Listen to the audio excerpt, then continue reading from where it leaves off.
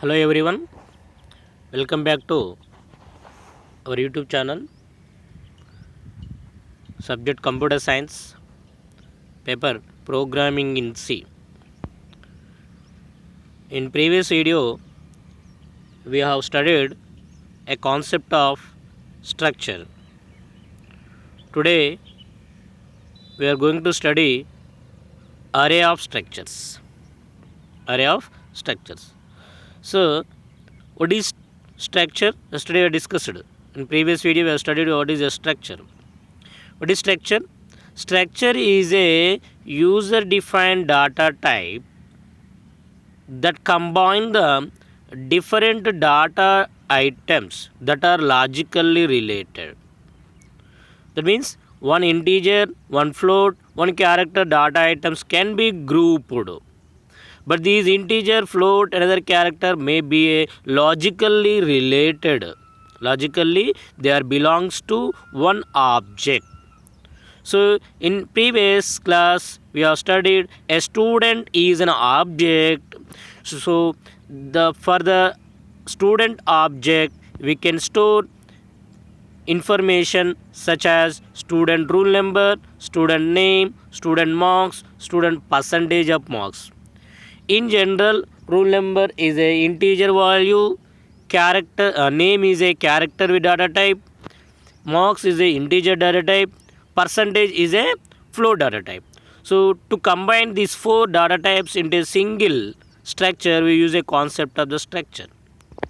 Now we are studying that structure is a user defined data type. User defined data type. That means it can be used just like a data type of primitive data types or built-in data types. అంటే built-in data types ఎలా అయితే use చేస్తామో స్ట్రక్చర్స్ని కూడా అలానే use చేయొచ్చు.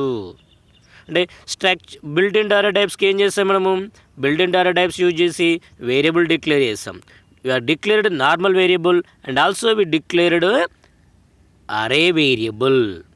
So for example, if you want to store a single integer value, we declared like this integer a. If you want to store multiple integer values in a single variable, we have declared an array variable. This is a normal variable, this is an array variable. These are the primitive data types. Now in previous class we have declared a object called a structure called as a student. Now this student is a structure, so that student is a user defined data type which can be used to declare the variables. So in the previous video we declared a variable s1 comma s2 comma s3. So instead there are the three students who are declared s1 s2 s3. For example, if there are 100 students, can you declare like this student s1 comma s2 comma s3 comma s19? No, instead of declaring like that, we can use a concept of array. So here you can declare like the student s up here. I can give the size here. That means there are the 10 students. There are the 10 students. So what is the s here?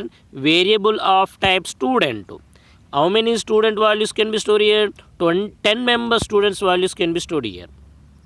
How much memory will be allocated? What are the members in the student class? Student structure, roll number, name, marks. So దానికి ఎంత one స్ట్రక్చర్కి ఎంత memory allocate కావాలనో into 10 మెంబర్స్కి ఎంత allocate కావాలనో అంత memory allocation చేస్తుంది. That is called as an అరే ఆఫ్ స్ట్రక్చర్. వాట్ ఈస్ అరే of structure? So like built-in data types, we can also create an array which can store more than one variable of same structure data type. What is array of structure? We can declare an array that can store more than one variable of same structure type. So I given an example here. For example, if a class contains the 30 students, when we have to create the 30 structure variables of the student data type. So to avoid this problem, we can create an array of student structure with 30 as a size. Okay, how to declare here like this: struct name, structure variable. So general మనం structure variable declaration కూడా ఇదే syntax విషయం. Struct name structure. Here we have to give the size. This is the additional thing we have to mention additional thing. So this is the syntax, this is the example. So here given the S is a array of structure, 30 is a size, that means you can store 30 students information. Okay, I given here a simple program to write a program to read n students records and calculate the result of each student and print the memo by using array of structure. See, I taken here one struct variable student struct తీసుకున్నాను.